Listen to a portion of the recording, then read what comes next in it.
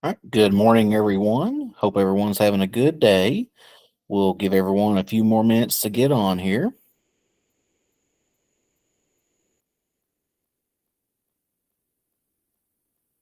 All right. Of course, we'll be teaching. I have to be teaching today through Google Meet, as we're all at home. So we'll get through this just like we're in live in person. All right. All right. So just like in every class, guys, I want everyone to open up. We're going to start with the bell ringer. I want to present my screen as well. You'll find your bell ringer in our Google Classroom. I will pull it up on my end as well here.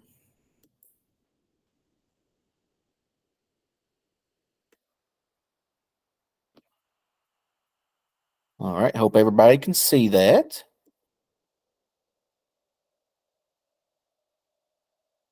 All right, so today, guys, we're going to be talking about not only drafting professional emails, but just email etiquette, which includes things that we are going to include in emails and things we're not going to include in emails. Because as we've talked about previously, you know, when you send something to somebody, and depending on how the messenger sends it to the receiver and how they read it, it could come across in a totally different way that you want it to. So that's why words are important, and that's why etiquette is important.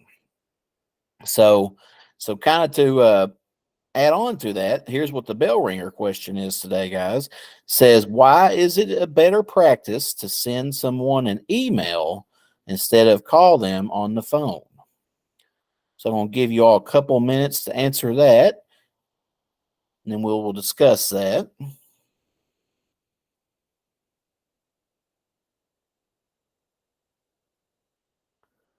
All right. So, as some of you all have discussed, there's several different reasons why. Number one is that it gives you a written record, doesn't it? A lot of times, depending on what kind of jobs you get into, if you send somebody something through email, you can always go back and dig it back up. Oftentimes, phone calls aren't recorded. There's differences in that. A quick phone call, two people can walk away and they might forget what the other one has said. So another important thing is that email. It's always there. There's always a proof there. Nobody can ever come back and say I didn't get that email. You can pull it right up and show them that you did send it to them, and here's when it was sent. Or if somebody gets something confused, you can show them that. So kind of helps keep you out of hot water as well as a person sending an email and receiving them as well. That way you also know if you've got them. So there can be no discrepancies at all in that. So that was a good answer. All right, guys. So look, we're going to stop that, and then I'm going to show you. We're going to do our Google slide presentation. So give me just 1 second here, and I'll get that pulled up.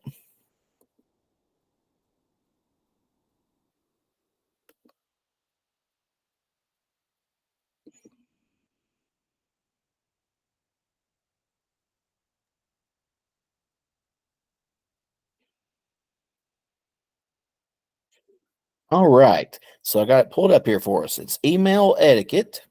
What I want you to do is follow along on my screen here. And the first thing I want you to do is to create your own copy of this.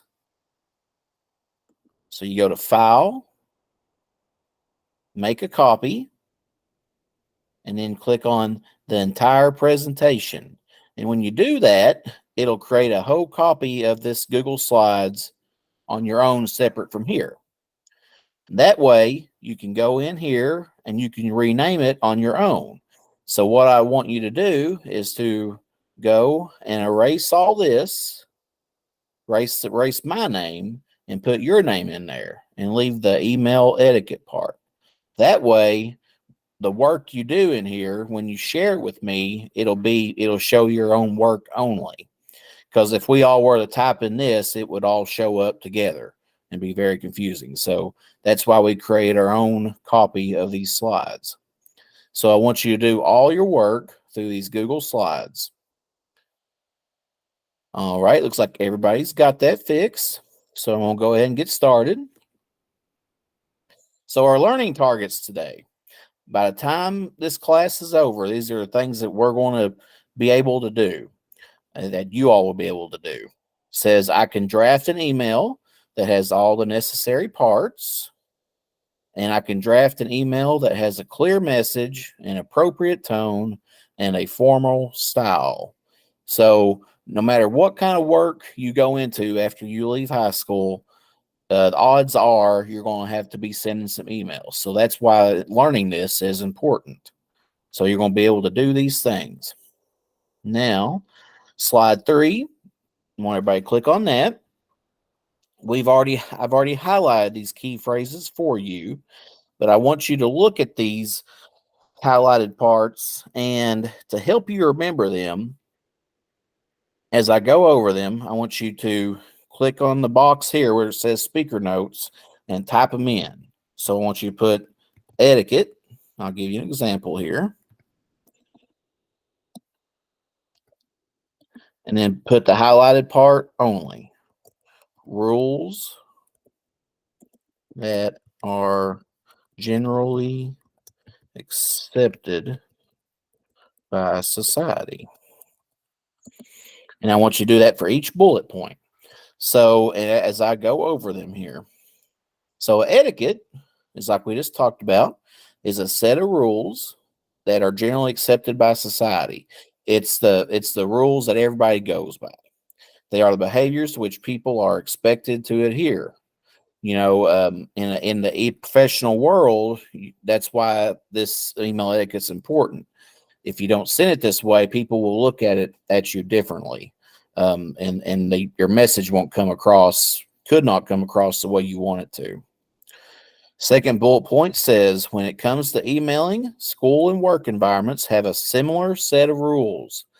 There's not much difference. The etiquette's the same. There's a certain way to draft a professional email with etiquette, and it should be followed. So once you put that in, school and work environments have a similar set of rules. Type that in your box. And then the last one says, put your best foot forward and communicate clearly in your emails with a tone and style that are appropriate. What I kind of want to follow up there is that I have had students say before, when they've sent an email, and then the next day when they go back to read their own email, I've had students say that they weren't even for sure what they were actually asking the person they were sending it to. If you don't know what the message you're sending is, the receiver is not going to know either. So that's why it's always important to communicate clearly on that. Give everybody a few seconds to get that in.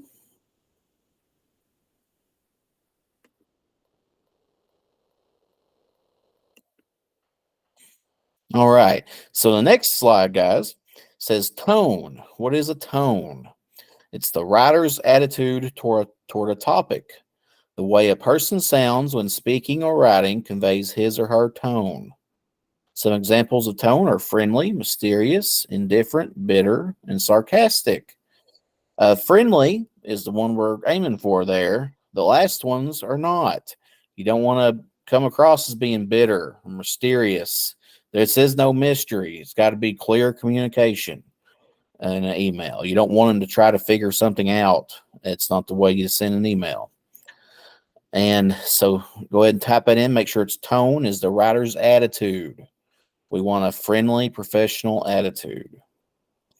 Style is the manner in which something is designed. The style of an email can be formal or informal. I'll show you some examples of that here later on. But a formal email has all the greetings and salutations. Dear Doug Ponder, Mr. Ponder, comma, and you got a formal body, and then it says sincerely so and so. But another informal way is that if you've already emailed somebody back and forth several times, it's okay just to type your message after that. So that can kind of show the informal casual, because you don't want to say every time sincerely after every email. If you've done established that communication on that email, it's okay to do that. We'll go over those things later on as well. So the last one is choice of words and their placement in a sentence affect tone and style.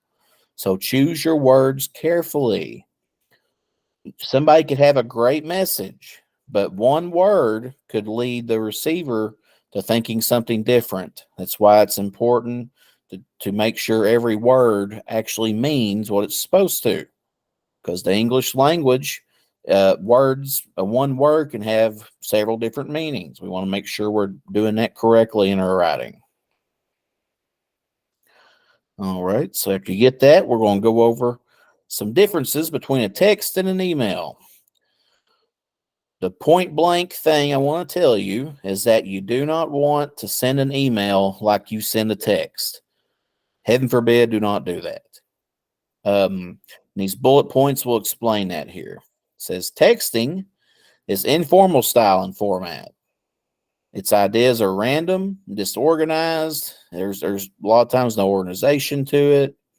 Includes abbreviated words like the letter U instead of YOU. Slang words and phrases. LOL. We all know all those different types of slang words. Incomplete sentences. Just there could be like several run-on sentences in one thing. People forget how to use punctuation, it seems like. It's where it comes to a lack of punctuation. Then the tone varies based on the topic and context of the conversation. Now, when it comes to emailing, we want opposite of pretty much everything that's in this texting category. You want a formal style and format. The ideas are supposed to be clear and in a logical order. Like I said, it's not a mystery. They're not trying to figure out what in the world you're trying to say to them in an email. And remember, if you don't know what you're saying, their odds are they're not either. And the words have to be spelled fully and correctly. Has to be a formal word choice. Complete sentences, which follows with complete, correct punctuation. And the tone is typically serious, respectful, and often without emotion. That's where the professionalism comes in at. You're not going to be, crying your eyes out to them through an email. It's a professional way in the workforce. All right, guys. So next, we're going to go over this as a class, and I want you to see if we have the correct things underneath each heading here. So I want you to do this on your own copy. And then as a class, we're going to discuss these things and make sure we have each one correct. So the two categories are do not include in an email and include in an email.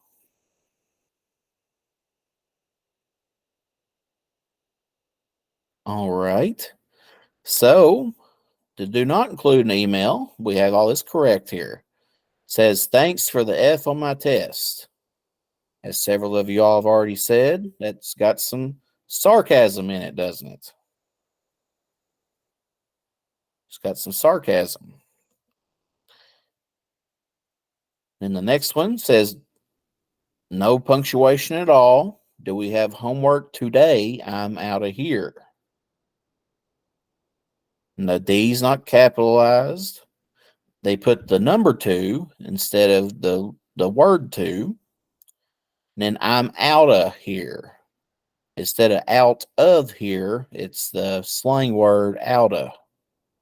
No period. All kinds of stuff.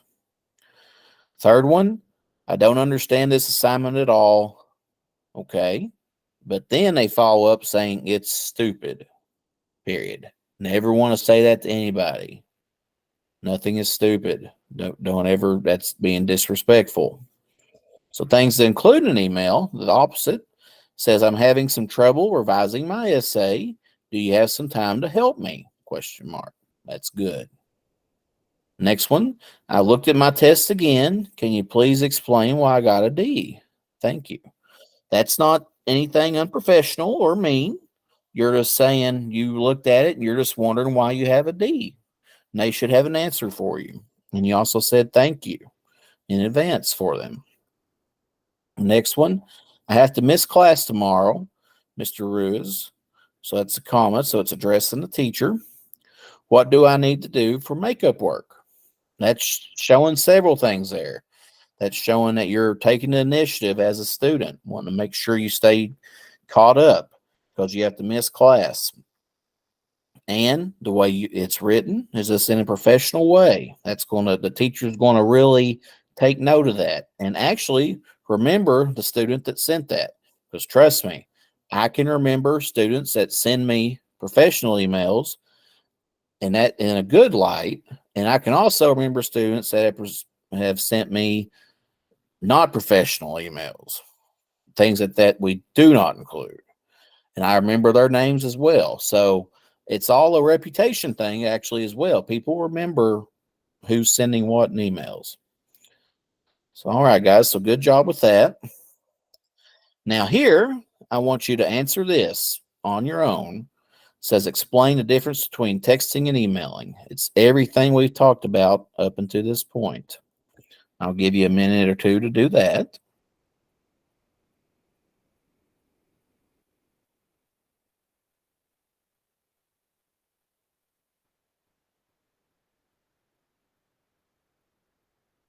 All right, guys. Like I said, I'll be able to look at each one of your all's answers on that. So we're going to move on now to highlight keywords and phrases. We'll look at some more notes here. Like I said, I want you to add this in the speaker notes, the things that are highlighted. So it says, before drafting an email to someone, think about what you want to accomplish. Do you want help? Do you want an explanation? Do you simply need to convey information? So why are you sending this email? There's got to be a reason. You're not just going to send something rambling to this person. There's got to be a reason. If you want to be taken seriously and get a positive result, use words that convey a positive tone and formal style. What we've been going over. If you want a good reputation, if you want somebody to think negatively of you, actually, you want to convey a positive tone and formal style, because your writing can give somebody a negative, a reputation, a negative thought about you. And we don't want that in the professional world. And it all comes back to how your email etiquette, how you're writing emails. Next one, be specific and provide enough detail for the person to determine what you need to know and how to help you. Like I said previously, it's not a mystery. They're not trying to put puzzle pieces together. You want to be specific. You want to say ... Here's what I'm wanting. We don't want to leave them questioning things. All right, guys. So I'll give you another second to get that finished. And we'll kind of take a formative assessment here. How is everybody doing? I want everybody to give me a thumbs up if everybody's okay so far. Or if anybody has any questions, let me know.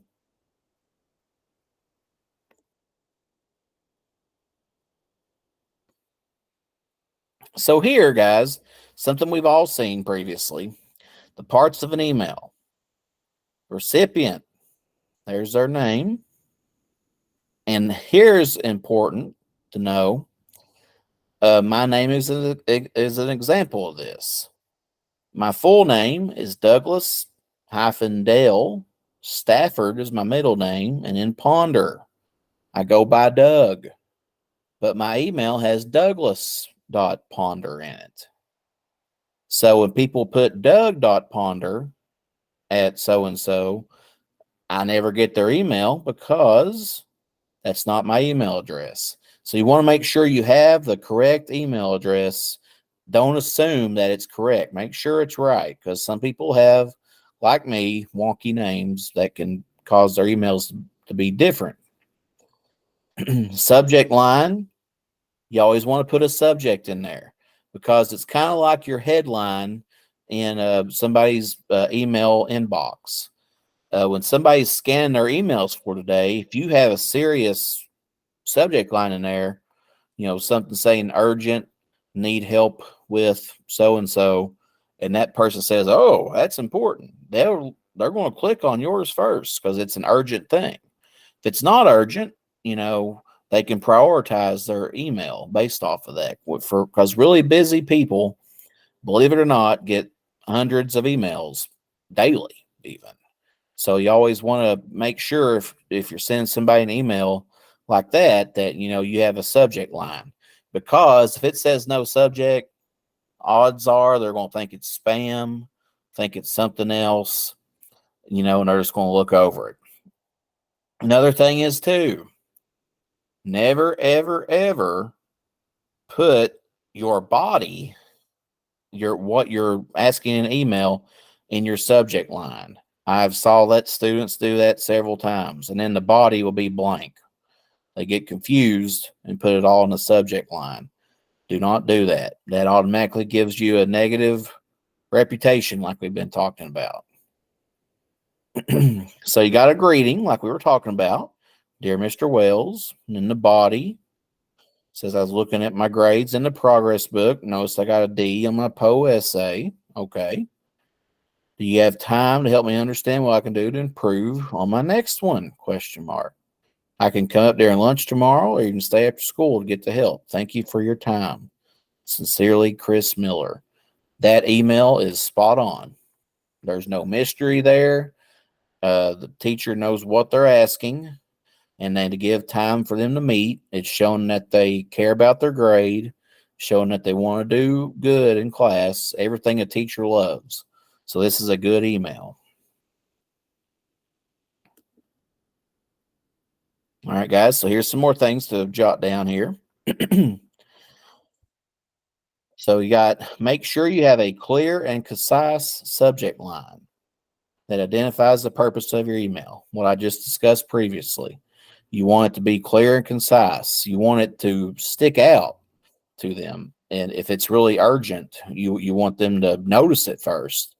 If it's an urgent email and it says no subject, which is the generic thing that's in every subject line, if you don't have a subject, odds are they're going to look over it. So you want to have a clear and concise subject line, and you don't want to have the body of your email in that subject line.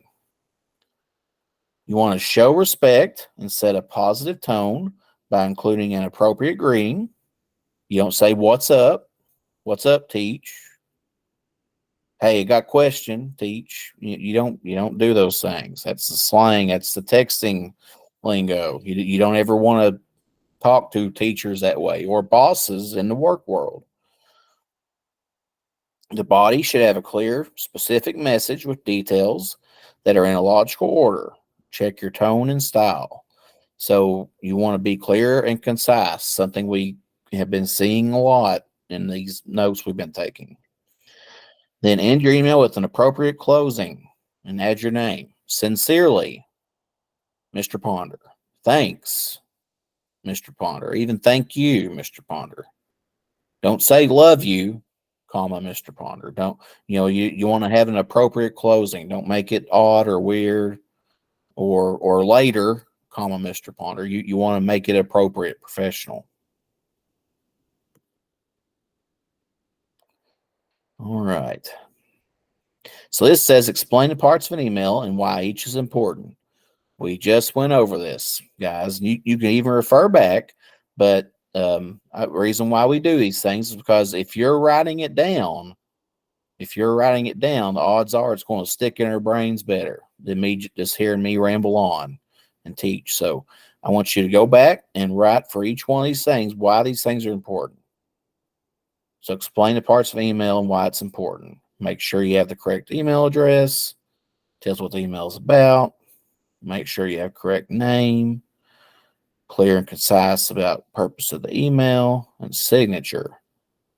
So if you had all those correct or just something along those lines, good job.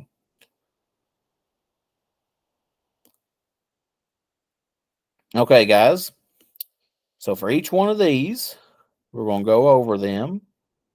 And like I said, I want you to share your Google Slides presentation with me so I can see your answers.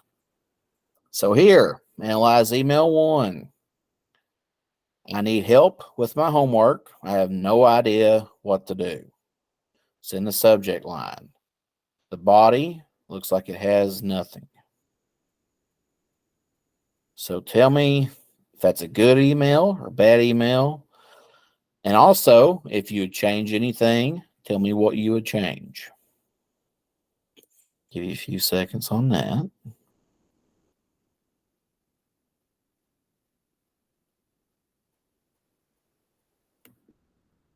Okay. This next one says, thanks for the D on my essay. Sad face. They do have a period after essay. I will give them that. But then they got a sad face. No subject in the subject line. No greetings. No closing. So tell me why this is a bad email. I've gave you some parts that are missing.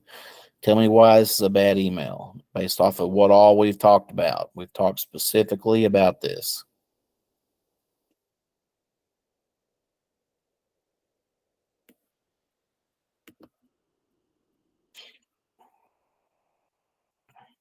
Okay. Then email 3. This person has homework help in a subject line. It says, hi, Mr. Wells, comma. I tried doing my homework and I'm really confused.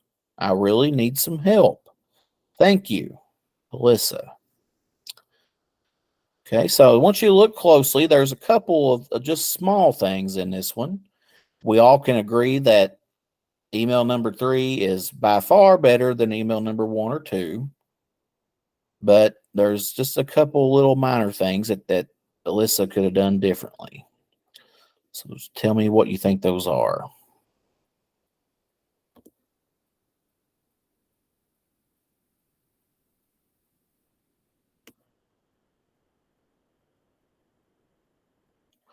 All right.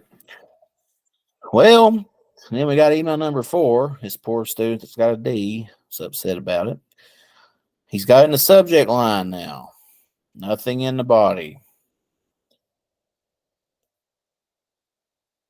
Tell me what is wrong with that.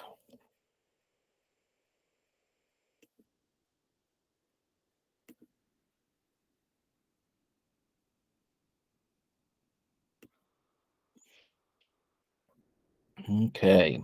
And then the last one, guys, says, help me! Exclamation point.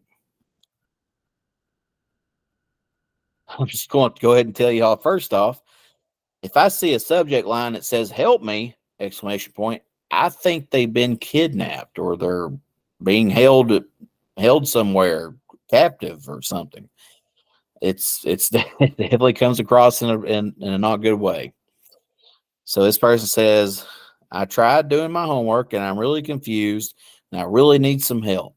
Can you please email me back? Ooh, not good. And they have capital letters for the word please. Several question marks. There's several things wrong with this. So tell me what you think.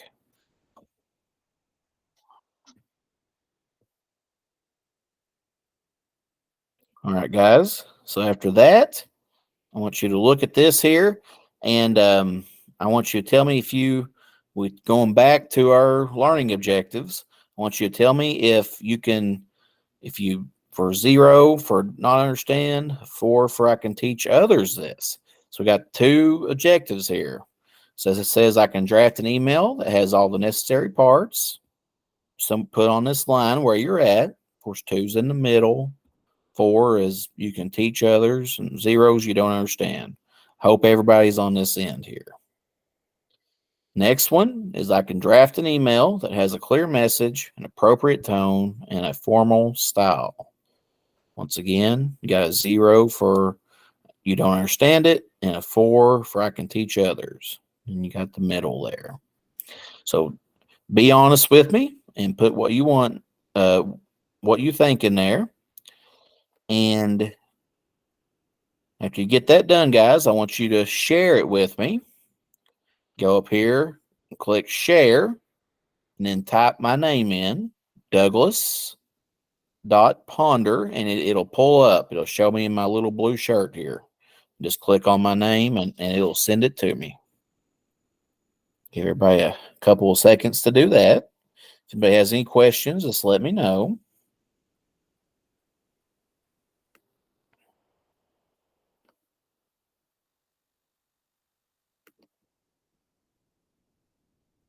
All right, guys.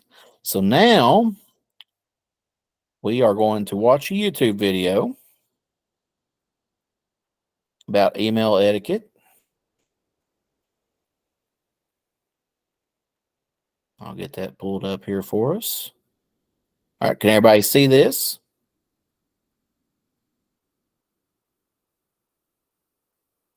All right, good deal.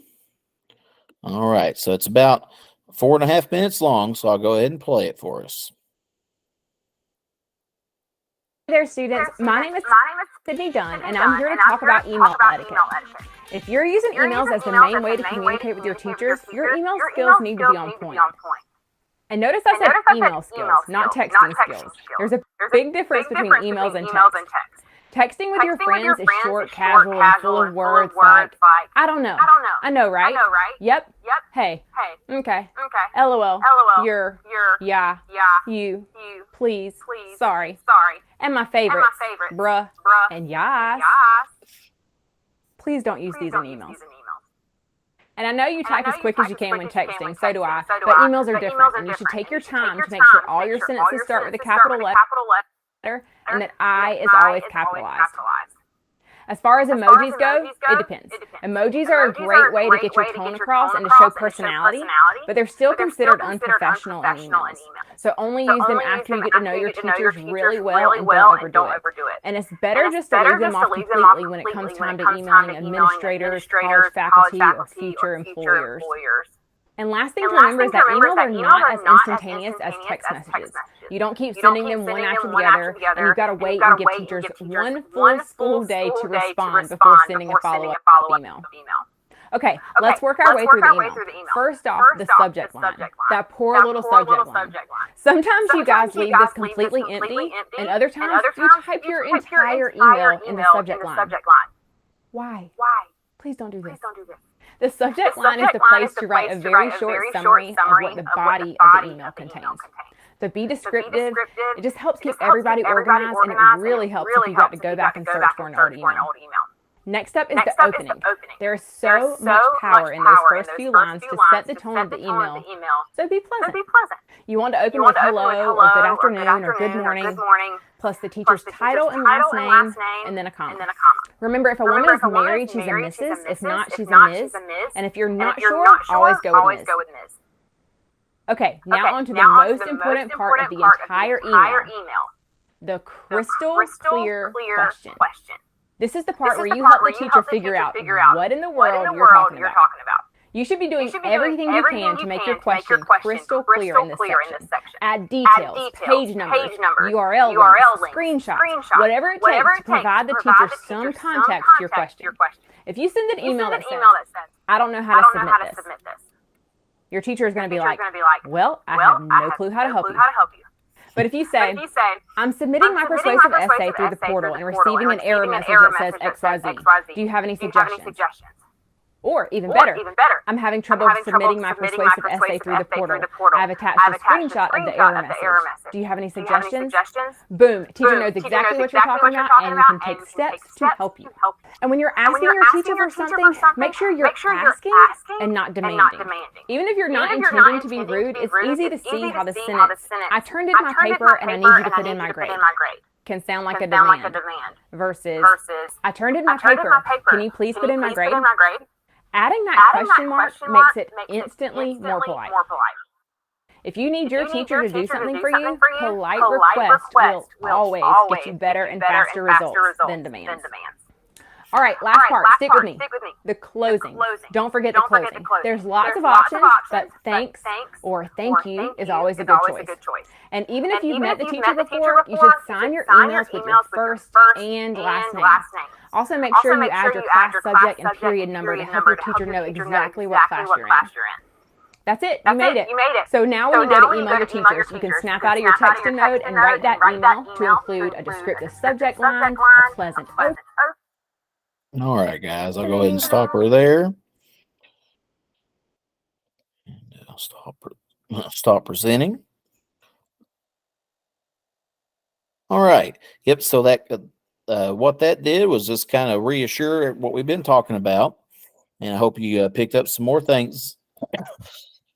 Excuse me, some more things there. All right. So now, guys, we're going to finish with our 2 assignments we have here. So in Google Classroom, I will present to you what we have.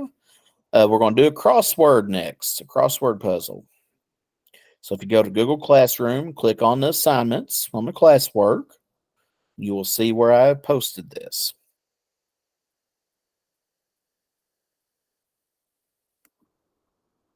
All right. So here's what it looks like, guys. And it has, of course, the crossword puzzle answers there. And that's just a typical crossword.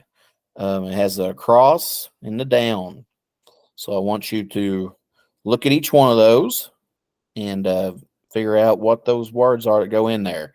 They're all things that we have discussed today. So if you have any questions, just let me know. And how you will do it is that you'll use Kami, the Kami program that we've used previously. If you need help, just let me know. You click on Kami and you'll be able to type in these boxes and send it in to me as a PDF.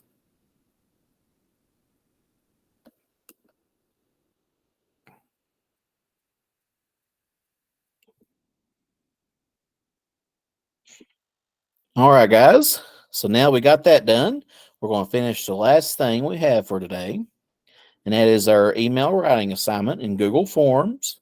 You can find that underneath the classwork tab on our Google Classroom as well. So click on that, and I will get it pulled up and show you what it is on this end as well. So here you go.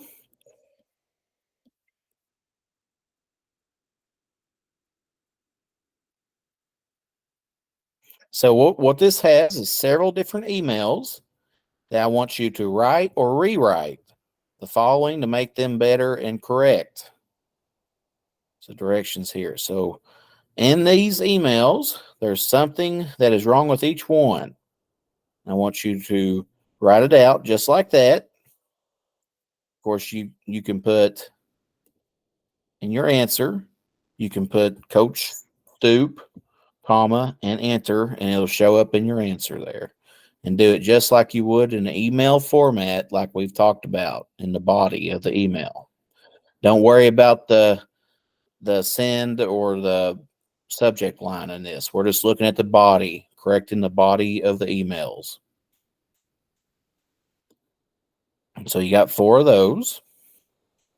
I'll give you time to work on those. If anybody has any questions, just let me know.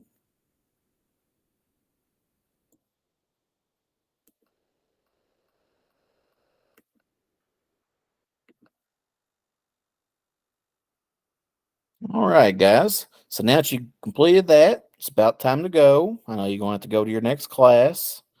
Hope to see you all back in class in person here soon. And if anybody needs anything in the meantime, just always feel free to email me. So good job today, guys, and I'll get your grades in and get everything back to you. Hope you all have a good rest of the day.